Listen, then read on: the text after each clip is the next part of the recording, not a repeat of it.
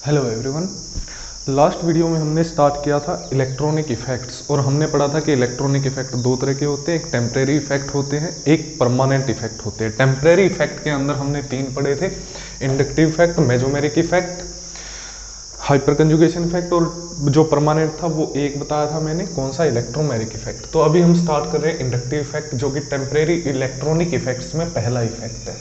तो inductive effect क्या होता है, देखो, जब सपोज ये कार्बन चेन है, ठीक है, यहाँ पे कोई एटम जुड़ा है एक्स कोई भी एटम हो सकता है। देखो, आपने इलेक्ट्रोनेगेटिविटी के बारे में पढ़ा होगा,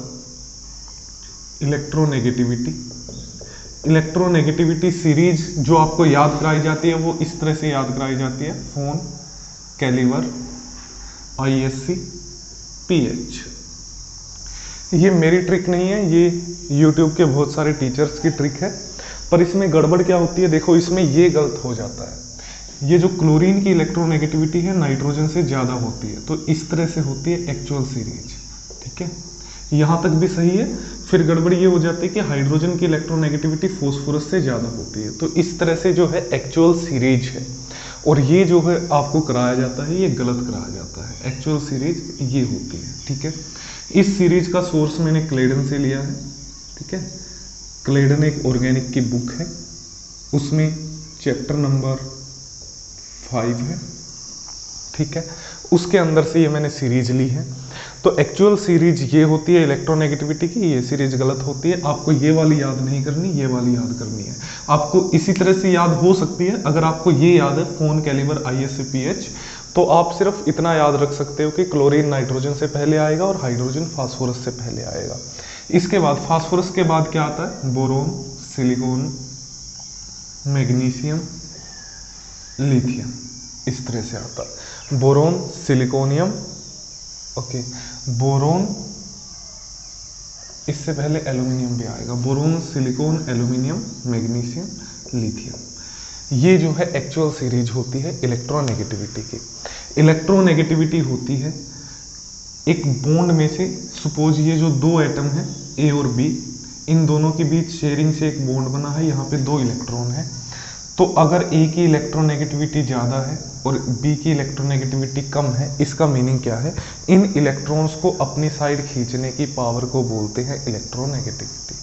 अगर A की ज़्यादा है तो ये थोड़े इलेक्ट्रॉन A की तरफ आ जाएंगे, अगर B की ज़्यादा होगी तो ये दोनों इलेक्ट्रॉन थोड़े B की तरफ चले जाएंगे, ठीक है। तो देखो, ये सीरीज में ऊपर लिख देता हूं दोबारा, देखो,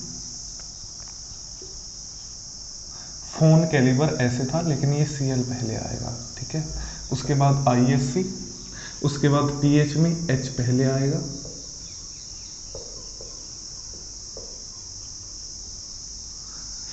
ये जो है इलेक्ट्रोनेगेटिविटी की सीरीज है। अब देखो, कार्बन की इलेक्ट्रोनेगेटिविटी यहां पे है।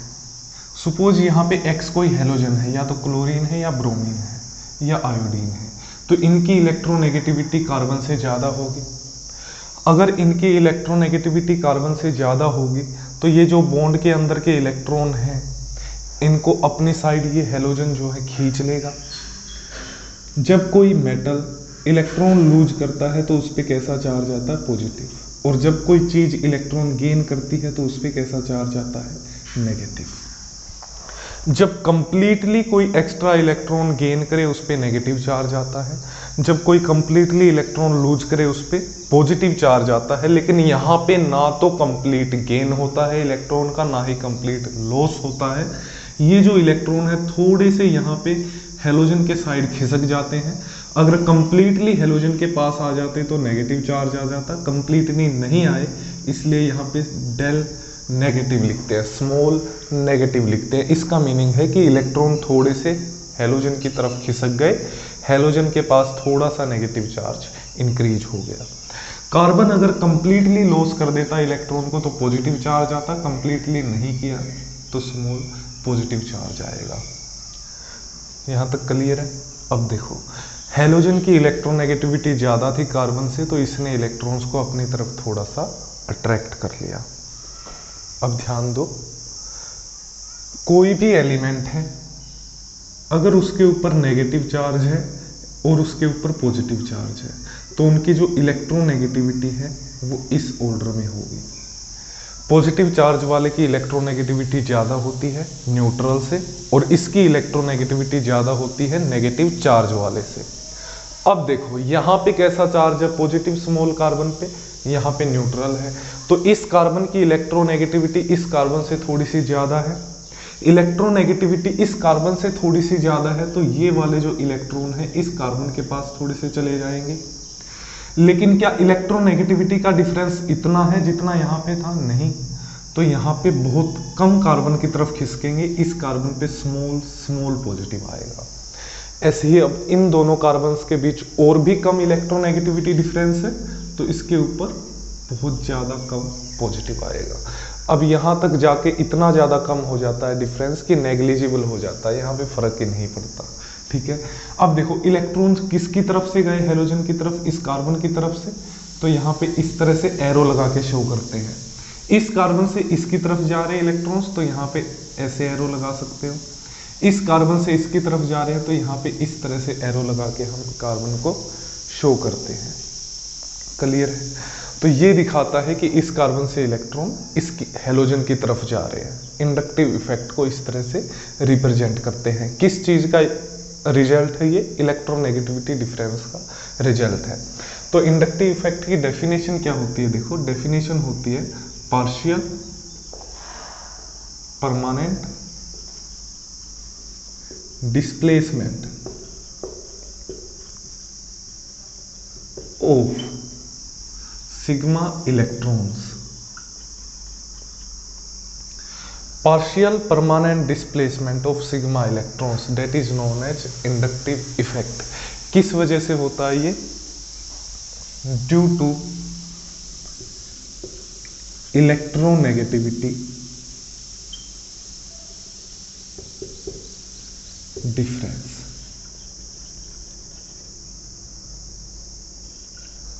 तो देखो ये जो इफेक्ट है किस वजह से जनरेट हुआ? इलेक्ट्रोनेगेटिविटी डिफरेंस की वजह से जनरेट हुआ। हेलोजन की इलेक्ट्रोनेगेटिविटी ज्यादा थी इसलिए कार्बन से इसकी तरफ इलेक्ट्रॉन गए, इस पे स्मॉल नेगेटिव, इस पे स्मॉल पॉजिटिव।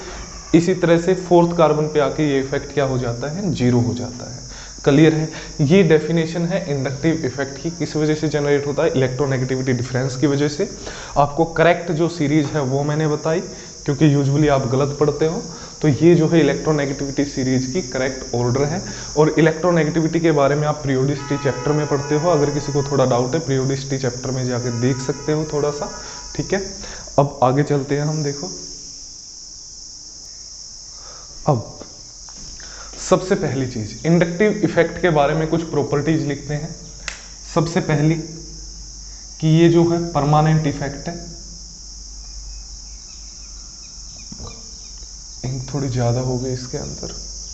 ओके, ये परमानेंट इफेक्ट होता है। दूसरा किस वजह से होता है? Due to electronegativity difference.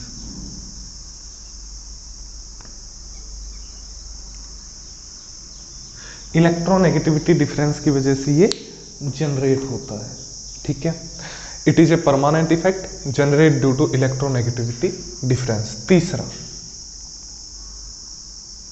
Operate through only sigma electrons. ये ओनली सिग्मा इलेक्ट्रॉन्स के थ्रू ही ऑपरेट करता है। यानी कि सिग्मा इलेक्ट्रॉन्स कौन से होते हैं? जो सिंगल बॉन्ड होते हैं उनके थ्रू ही ऑपरेट करता है। सिंगल बॉन्ड्स को क्या बोलते हैं? सिग्मा बॉन्ड बोलते हैं। सिंगल बॉन्ड्स के जो इलेक्ट्रॉन होते हैं, सिंगल बॉन्ड्स के जो इलेक्ट्रॉन होते हैं उनको सिग्मा इलेक्ट्रॉन बोलते हैं, या फिर उनको लोकेलाइज्ड इलेक्ट्रॉन्स भी बोलते हैं। लोकेलाइज्ड इलेक्ट्रॉन्स, क्योंकि उनकी पोजीशन फिक्स होती है। क्लियर है? ये तीन प्रॉपर्टी हैं। दूसरा फोर्थ क्या है? It is distance dependent. ये बहुत इंपॉर्टेंट पॉइंट है, ये ध्यान देना। It is distance dependent. ये डिस्टेंस डिपेंडेंट होता है। ठीक है, देखो यहां पे हमने देखा पहली कार्बन पे स्मॉल पॉजिटिव है, दूसरी पे स्मॉल स्मॉल पॉजिटिव है, तीसरी पे स्मॉल स्मॉल स्मॉल पॉजिटिव, और फोर्थ पे आगे जीरो हो गया। इट मीन्स जैसे जैसे डिस्टेंस बढ़ती है तो ये क्या हो जाता है? कम होता जाता है। तो it is distance dependent and decreases, मैं डिक्रीजेज और इंक्रीजेज ऐसे लिखता हूँ, डिक्रीजेज को ऐसे लिखता हूँ, इंक्रीजेज को ऐसे लिखता हूँ ताकि जल्दी लिखा जाए, ठीक है। ये नोट्स बनाते टाइम इस तरह से मैं यूज करता हूँ। It is distance dependent and decreases drastically with increase in distance. अगर डिस्टेंस में इंक्रीज होता है तो ये डिक्रीज नहीं होता, ड्रास्टिकली डिक्रीज हो जाता है। इसका मीनिंग है बहुत ज्यादा डिक्रीज हो जाता है। फिफ्थ पॉइंट, शोन बाई, कैसे शो करते हैं इसको, इसको इस तरह से शो करते हैं, या तो ए से अगर बी की तरफ जा रहे इलेक्ट्रॉन्स तो इस तरह से शो करेंगे। ए से बी पे कब जाएंगे इलेक्ट्रॉन्स, जब इलेक्ट्रोनेगेटिविटी ऑफ बी ग्रेटर होगी ए से। अगर ए की तरफ आ रहे हैं इलेक्ट्रॉन तो इस तरह से शो करते हैं। ये कब होगा, जब electronegativity of A greater than होगी बी से। आपको बीच में एरो लगाना है, अगर आप आगे एरो लगा देते हो इस तरह से हेड पे तो इसका मीनिंग होता है कोऑर्डिनेट बॉन्ड, ठीक है। ये नहीं करना, बीच में एरो लगाते हैं। ये पॉइंट हो गए। और सिक्स्थ पॉइंट है, ये ध्यान देना, एल्केन्स आर नॉन पोलर। ये अलग से पॉइंट लिखवा दिया मैंने, एल्केन्स आर नॉन पोलर। ये आपको क्या करना है, ध्यान देना है, ठीक है। परमानेंट इफेक्ट है, इलेक्ट्रोनेगेटिविटी डिफरेंस की वजह से जनरेट होता है। सिग्मा इलेक्ट्रॉन्स के थ्रू ऑपरेट करता है, जिनको सिंगल बॉन्ड या फिर लोकलाइज्ड बॉन्ड भी बोलते हैं। डिस्टेंस डिपेंडेंट होता है और ड्रास्टिकली डिक्रीज होता है डिस्टेंस के साथ। शो करते हैं ए से बी या बी से ए एरो लगा के। और एल्केन्स क्या होते हैं, नॉन पोलर होते हैं नेचर में, ठीक है। आगे चलते हैं। अभी मैंने एक पॉइंट लिखा था कि एल्केन्स जो है नॉन पोलर होते हैं। वैसे तो ये पॉइंट हम डिस्कस करते हैं स्टीरियोकेमिस्ट्री के अंदर जब हम पढ़ते हैं नेक्स्ट चैप्टर आइसोमेरिज्म, पर थोड़ा सा बता देता हूं। जैसे ये मॉलिक्यूल है,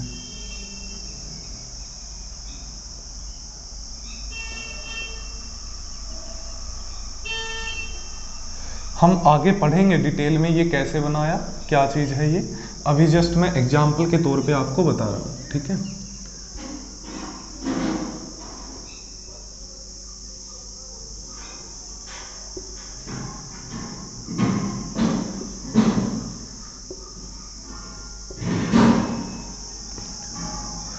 और एक और इस तरह से बना देते हैं।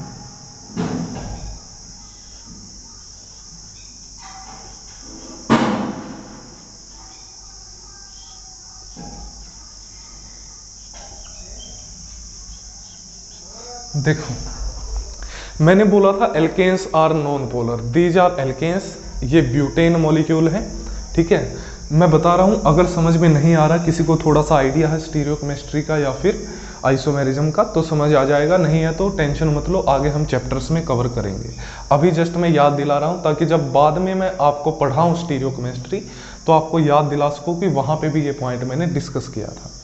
तो देखो, डाइपोल मोमेंट हम पढ़ते हैं। डाइपोल मोमेंट किसका होता है, पोलर मॉलिक्यूल्स के अंदर क्या होता है, डाइपोल मोमेंट होता है पोलर मॉलिक्यूल्स के अंदर। और ये एडिटिव होता है, यानी कि एक दूसरे को कैंसिल भी कर सकते हैं, ऐड भी हो सकते हैं। देखने में लग रहा है कि ये CH3 इस साइड बड़ा ग्रुप है, इस साइड भी CH3 बड़ा ग्रुप है, आपस में डाइपोल मोमेंट कैंसिल हो जाएगा। यहाँ पे देखने में लग रहा है इसका इस डायरेक्शन में डाइपोल मोमेंट है, इसका इस डायरेक्शन में ऐड हो जाएगा, इसका इसमें ऐड हो जाएगा। लेकिन ध्यान रखना है, यहाँ हर जगह पे डाइपोल मोमेंट क्या है, 0 है। क्योंकि मैंने जो पॉइंट लिखा था लास्ट वो यही था कि एल्केन्स आर नॉन पोलर। चाहे कोई भी कन्फर्मेशन, कोई भी स्ट्रक्चर हो, अगर वो एल्केन है तो वो नॉन पोलर होगा, ठीक है। यही पॉइंट मुझे आपको बताना था। ये हम आइसोमेरिज्म में अच्छे से पढ़ेंगे, तो अभी मैं आगे चल रहा हूँ इस पॉइंट को स्किप करके। नेक्स्ट चीज देखो, जो इंडक्टिव इफेक्ट है ये 2 टाइप का होता है।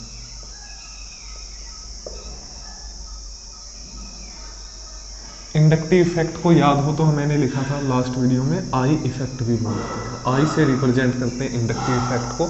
ये 2 टाइप का होता है, एक तो पॉजिटिव इंडक्टिव इफेक्ट और दूसरा होता है नेगेटिव। पॉजिटिव इंडक्टिव इफेक्ट को प्लस आई इफेक्ट भी बोलते हैं, और नेगेटिव इंडक्टिव इफेक्ट को माइनस आई इफेक्ट भी बोलते हैं।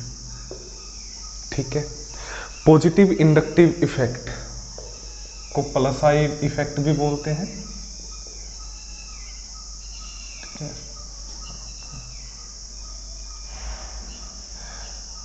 और नेगेटिव इंडक्टिव इफेक्ट को माइनस आई इफेक्ट भी बोलते हैं। जो groups plus I effect show करते हैं उनको बोलते हैं इलेक्ट्रॉन डोनेटिंग ग्रुप।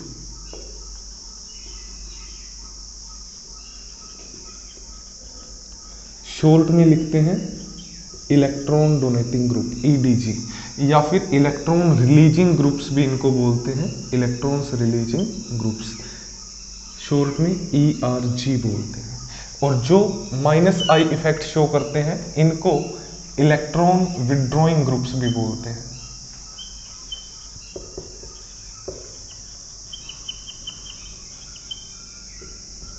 और शॉर्ट में इनको EWG लिखते हैं, electron withdrawing groups. Positive inductive effect, negative inductive effect, plus I effect और माइनस आई इफेक्ट। ठीक है, अब इनके बारे में पढ़ेंगे कि ये क्या होते हैं। हमने पढ़ा इंडक्टिव इफेक्ट में क्या होगा, या तो इलेक्ट्रॉन डेंसिटी ए की तरफ जाएगी या फिर इलेक्ट्रॉन डेंसिटी बी की तरफ जाएगी, या तो बी की तरफ जाएगी या फिर ए की तरफ जाएगी। सपोज करो ये आपकी कार्बन चेन है या ये आपका सिस्टम है जिसको आप स्टडी कर रहे हो, उसके ऊपर कोई ग्रुप बी लगा है। अगर बी की तरफ इलेक्ट्रॉन खिसकते हैं तब तो इसको बोलते हैं माइनस आई इफेक्ट। किसका? बी का। बी का क्या है? माइनस आई इफेक्ट है। अगर ए की तरफ इलेक्ट्रॉन आते हैं तो उसको बोलते हैं प्लस आई इफेक्ट ऑफ किसका? बी का। अगर कोई ग्रुप लगने की वजह से इलेक्ट्रॉन उसकी तरफ जाते हैं तो उसको माइनस आई इफेक्ट बोलते हैं।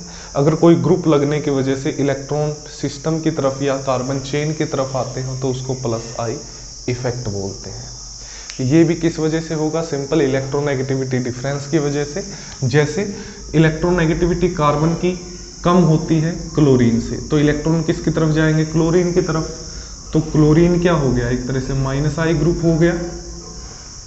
इसी तरह से अगर कार्बन के ऊपर हमने लगा दिया सपोज सिलिकॉन लगा दिया, तो इलेक्ट्रॉन किसकी तरफ आएंगे? कार्बन की तरफ। तो जो सिलिकॉन है वो क्या हो गया कार्बन के लिए? प्लस आई ग्रुप हो गया। तो ये रिलेटिव होता है प्लस आई माइनस आई।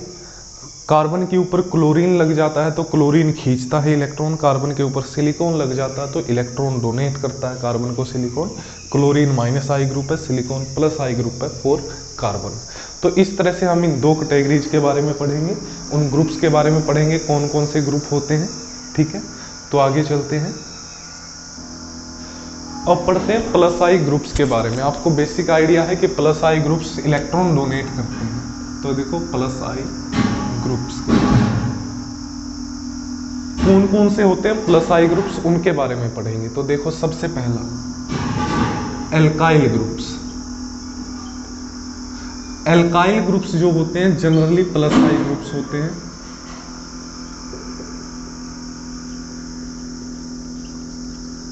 एल्काइल ग्रुप्स जो भी होते हैं जनरली प्लस आई ग्रुप होते हैं, यानी कि इलेक्ट्रॉन क्या करते हैं? वो डोनेट करते हैं। तो एल्काइल ग्रुप्स के बारे में देखो सबसे पहला, if chain length increase plus I effect increases. इसका क्या मीनिंग है? देखो एक तो आपके सिस्टम से CH3 जुड़ा है, एक आपके सिस्टम से CH2 CH3 जुड़ा है, और एक यहाँ पे CH2 CH2 CH3 जुड़ा है। तो देखो इसका प्लस आई इफेक्ट ये है, इसका प्लस आई इफेक्ट ये होगा, यहाँ पे होगा, यहाँ पे, यहाँ पे, यहाँ पे। हमने पढ़ा कि 3 कार्बन्स तक ये काम करता है। अगर मैं इस तरह से लगा दूं CH2 CH2 CH2 CH3, तो देखो इसका प्लस आई इफेक्ट होगा, इसका भी होगा, इसका भी होगा, लेकिन यहाँ पे नहीं होगा।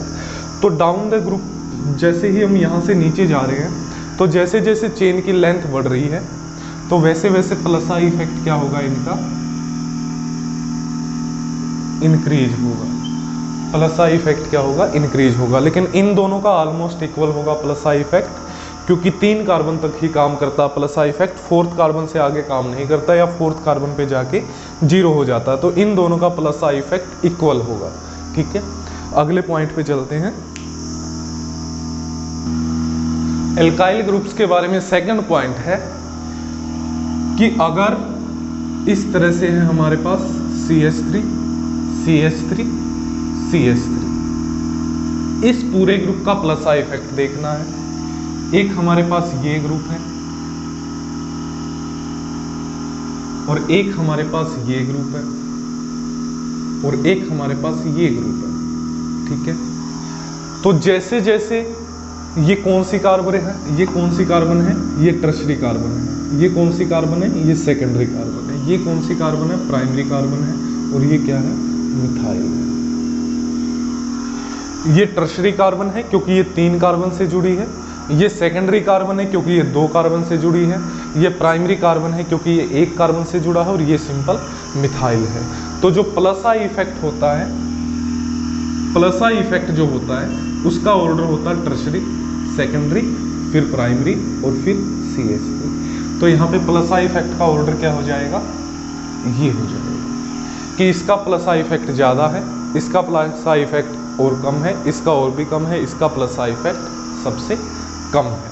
तो 2 पॉइंट हमने किए अभी तक, कौन कौन से, कि अगर लेंथ बढ़ती है तो प्लस आई इफेक्ट बढ़ता है, टर्शरी का ज़्यादा होता है सेकेंडरी से, सेकेंडरी का ज़्यादा होता है प्राइमरी से, प्राइमरी का ज़्यादा होता है मिथाइल से। नेक्स्ट पॉइंट है, देखो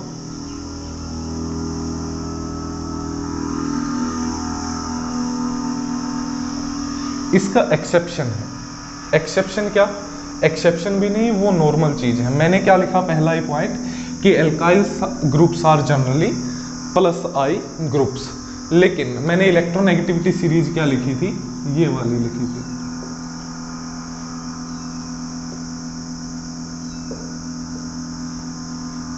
फिर यहाँ पे ये था boron, silicon, aluminium, magnesium, lithium. Suppose मैं कहता हूं कि यहाँ पे लिथियम है और यहाँ पे कार्बन है, तो इलेक्ट्रोनेगेटिविटी किसकी ज़्यादा है, जो सबसे लेफ्ट में है उसकी सबसे ज़्यादा है, तो कार्बन की ज़्यादा है लिथियम से। तो इलेक्ट्रॉन किसकी तरफ जाएंगे, कार्बन की तरफ। तो कार्बन पे कैसा चार्ज आएगा, स्लाइट नेगेटिव, और लिथियम पे कैसा आएगा, थोड़ा पॉजिटिव। जब मेटल के साथ जुड़ा है कार्बन, जब कार्बन मेटल के साथ जुड़ा है या कोई एल्काइल ग्रुप मेटल के साथ जुड़ा है, सपोज मैं यहाँ पे ऐसे लिख देता हूँ लिथियम, जब मेटल के साथ जुड़ा है कार्बन या एल्काइल ग्रुप, तो वो माइनस आई इफेक्ट की तरह काम करता है, क्योंकि इसकी इलेक्ट्रोनेगेटिविटी ज़्यादा होती है मेटल से, तो इस पे स्लाइट नेगेटिव आता है, इस पे स्लाइट पॉजिटिव आता है। तो पहला पॉइंट क्या था, पहला पॉइंट था कि अगर लेंथ बढ़ती है तो प्लस आई इफेक्ट भी बढ़ता है। दूसरा पॉइंट, टर्शरी का ज़्यादा होता है सेकेंडरी से, प्राइमरी से, और इसका CH3 से। अब थर्ड पॉइंट क्या है कि जब कार्बन मेटल से जुड़ी होती है तो किसकी तरह काम करती है, minus I effect, minus I group की तरह काम करती है। ये इलेक्ट्रॉन खींचता है मेटल से, क्योंकि इलेक्ट्रोनेगेटिविटी मेटल से कार्बन की ज़्यादा होती है। ये था एल्काइल्स के बारे, एल्काइल ग्रुप्स के बारे में। नेक्स्ट चीज़ क्या है, नेक्स्ट चीज़ है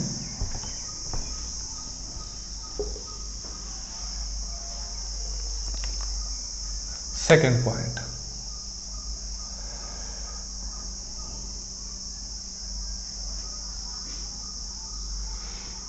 ड्यूटेरियम का प्लस आई इफेक्ट ज्यादा होता है हाइड्रोजन से। यानी कि अगर कार्बन के ऊपर देखें हम, ये कार्बन हाइड्रोजन बॉन्ड है, ये कार्बन ड्यूटेरियम बॉन्ड है, तो देखो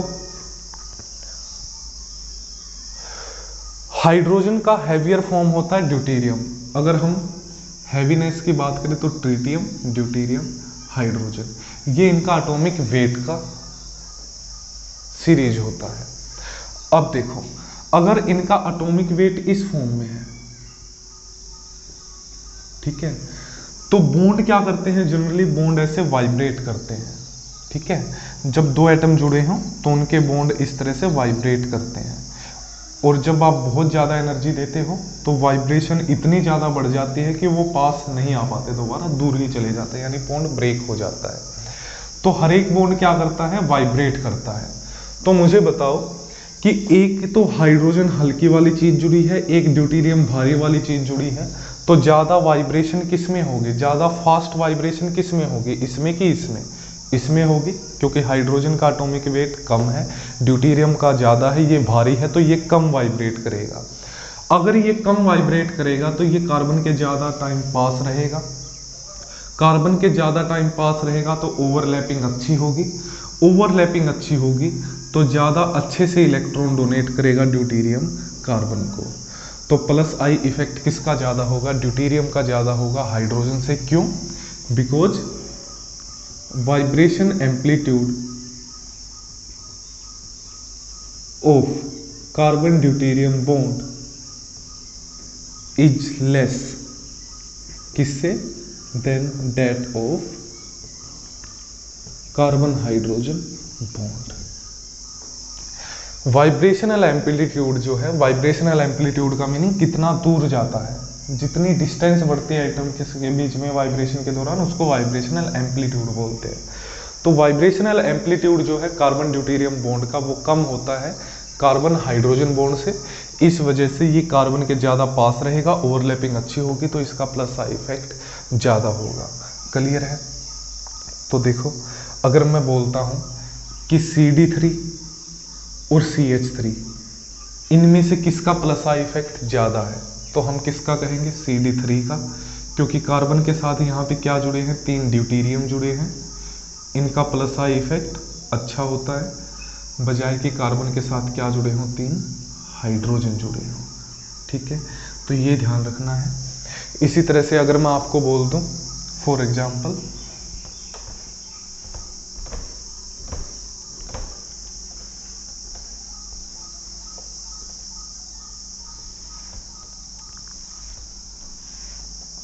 अगर मैं ये बोल दूं कि देखो ये है हमारे पास CH3,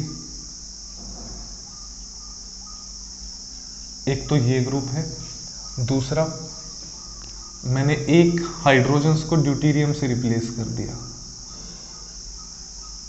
एक ये ग्रुप है, और एक हमारे पास अब मैंने 2 कार्बन्स के हाइड्रोजन को ड्यूटेरियम से रिप्लेस कर दिया, ये है।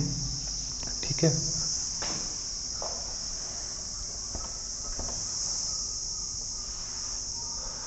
और थर्ड वाले केस में तीनों का रिप्लेस कर दिया ड्यूटेरियम से। तो किसका प्लस आई इफेक्ट ज्यादा होगा, ये 1 है, ये 2 है, ये 3 है और ये 4 है। तो प्लस आई इफेक्ट किसका ज्यादा होगा, देखो यहाँ पे 3 CH3 इस पे प्लस आई देंगे और फिर ये आगे प्लस आई देगा, यहाँ पे 2 CH3 इसको प्लस आई देंगे, यहाँ पे एक ड्यूटेरियम देगा और फिर ये आगे देगा। इसी तरह से यहाँ पे 2 CD3 है, यहाँ पे 3 CD3 है। CD3 का प्लस आई इफेक्ट ज़्यादा होता है CH3 से, तो प्लस आई इफेक्ट का ऑर्डर क्या हो जाएगा, प्लस आई इफेक्ट का ऑर्डर हो जाएगा 4, 3, 2 और फिर 1। क्लियर है। तो ये आपको ध्यान रखना है प्लस आई इफेक्ट के अंदर। नेक्स्ट पॉइंट है प्लस आई इफेक्ट के अंदर, देखो नेक्स्ट और लास्ट पॉइंट है प्लस आई इफेक्ट के अंदर।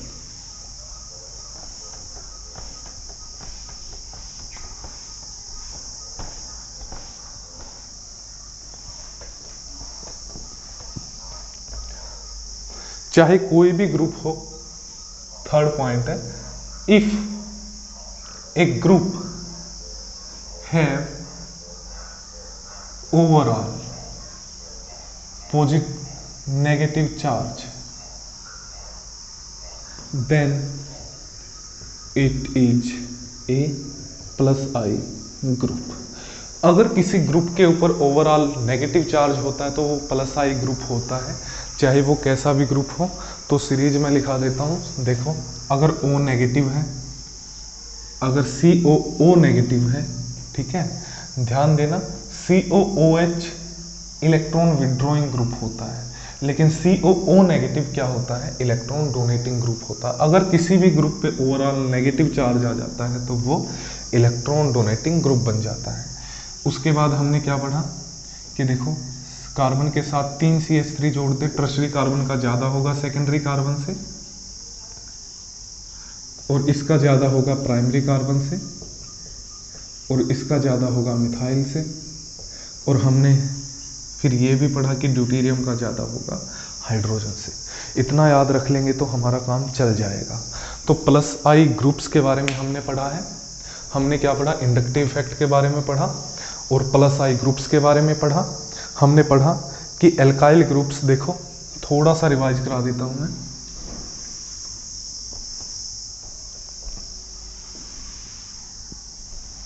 हमने पढ़ा कि एल्काइल ग्रुप्स जो होते हैं, एल्काइल ग्रुप्स जो होते हैं, आर ग्रुप जो होता है जनरली प्लस आई ग्रुप होता है, पहला पॉइंट। दूसरा, अगर लेंथ बढ़ती है कार्बन चेन की तो प्लस आई इफेक्ट भी बढ़ता है। दूसरी चीज़, टर्सरी का ज़्यादा होता है सेकेंडरी से, प्राइमरी से, और इसका ज़्यादा होता है मिथाइल ग्रुप से। तीसरी चीज़ हमने पढ़ी, ड्यूटेरियम का ज़्यादा होता है हाइड्रोजन से। ये हमने पढ़ा पहला पॉइंट, ठीक है। दूसरा, इसी के अंदर हमने पढ़ा कि अगर कार्बन मेटल से जुड़ा है तो ये as a minus I group की तरह बिहेव करता है, क्योंकि इसकी इलेक्ट्रोनेगेटिविटी ज़्यादा होती है मेटल से। सेकंड पॉइंट हमने पढ़ा कि जो अभी किया था हमने, कि अगर किसी के ऊपर नेगेटिव चार्ज आ जाता है ओवरऑल तो वो माइनस आई ग्रुप की तरह बिहेव करता है। ये पॉइंट सिंपल हमने पढ़े। अब ये भी लिख सकते हो शॉर्ट के अंदर, ठीक है। तो ये ग्रुप हमने पढ़े, मैंने सीरीज आपको लिखवाई कंप्लीट जो प्लस आई ग्रुप्स की होती है। तो नेक्स्ट वीडियो में हम करेंगे माइनस आई इफेक्ट, ठीक है। मिलते हैं नेक्स्ट वीडियो में, तब तक के लिए take care and thank you for cooperation.